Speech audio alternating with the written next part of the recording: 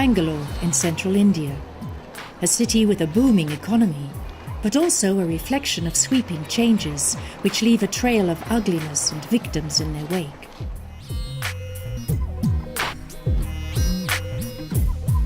Here, the men and women from SEEDS are at work.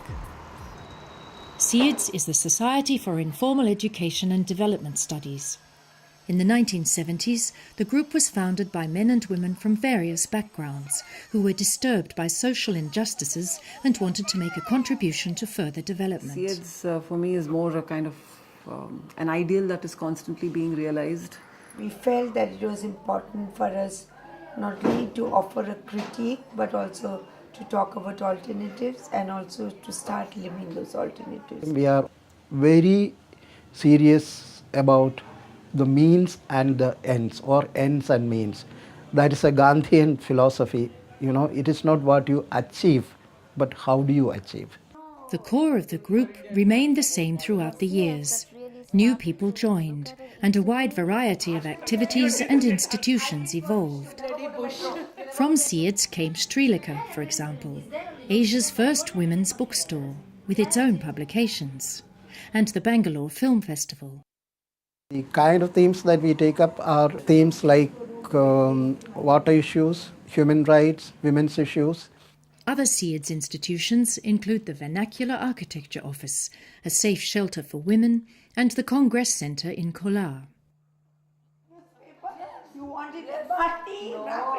The men and women from SEEDS are involved in many different areas. For instance, in environmental protection, support for the indigenous population, working towards peace, both local and global, and last but not least, the networking and empowerment of women. Under the title Vimochna, Liberation, about 20 SEEDS women are working in Bangalore, with approximately a further 100 as voluntary helpers. Vimochna actively combats violence against women in 3 ways: through advisory services, through care and emergency assistance, and politically, fighting the causes of injustice by increasing awareness.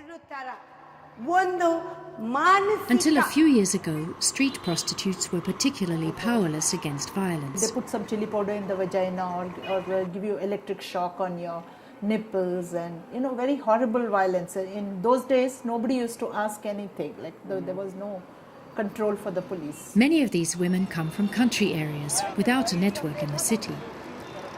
But with the encouragement and guidance of Vimochna women, the street girls formed an organisation, Samraksha, which brings abuse before the courts. Shakun's project meets each week and discusses the latest incidents. Many are grateful to Rita, who instigated 5 cases against the police and won them. Since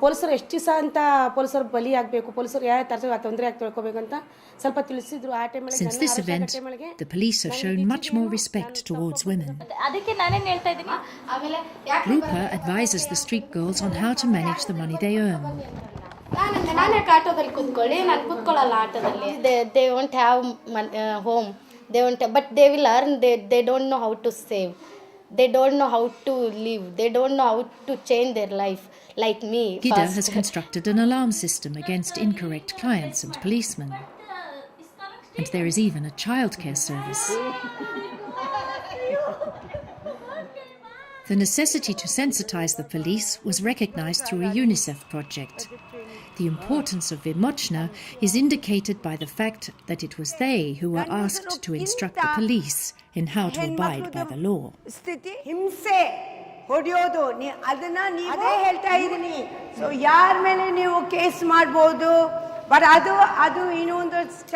Many policemen do not know that domestic violence is a crime.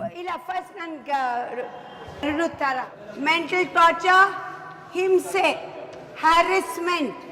So, physical, mental harassment.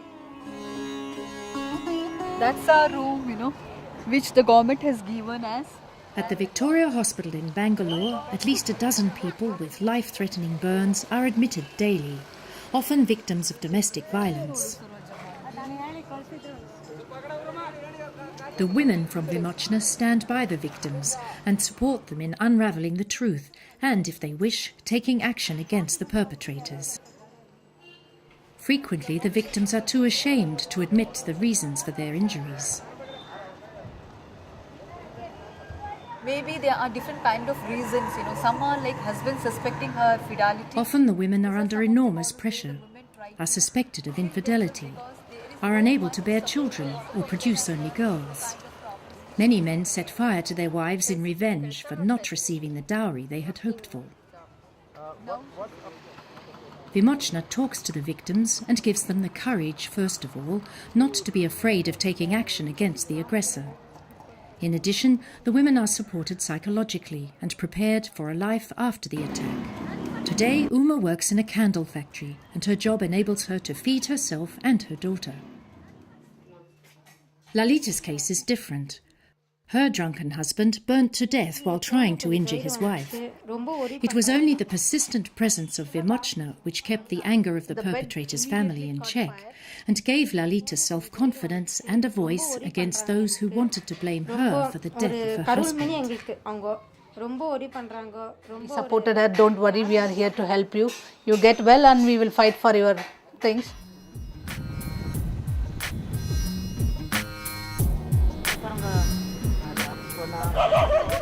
For women who flee from male violence, there is a shelter 60 kilometres from Bangalore. The building and running of the accommodation is financed for the most part by ecosolidar.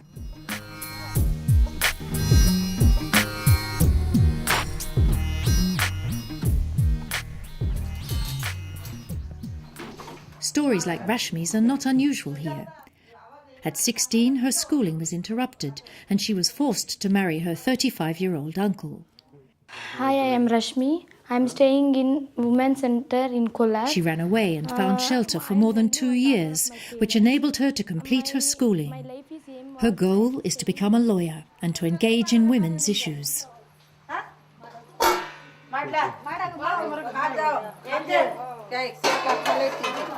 The services of SEEDS and Vimochna are free of charge for victims and those seeking help. The organisation is dependent on 2 foundations, one of which withdrew its support last year. The other one is ecosolidar.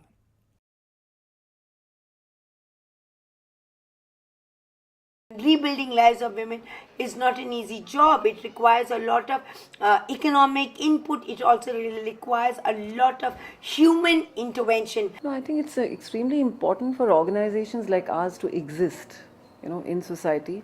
One, because there continues to be a lot of injustice, violence, discrimination, and unless it's addressed in an organized way, these issues will never get the kind of focus that they need, and individual women will not get the kind of relief that they need.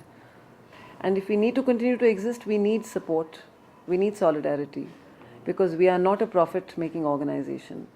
We need continued support and solidarity.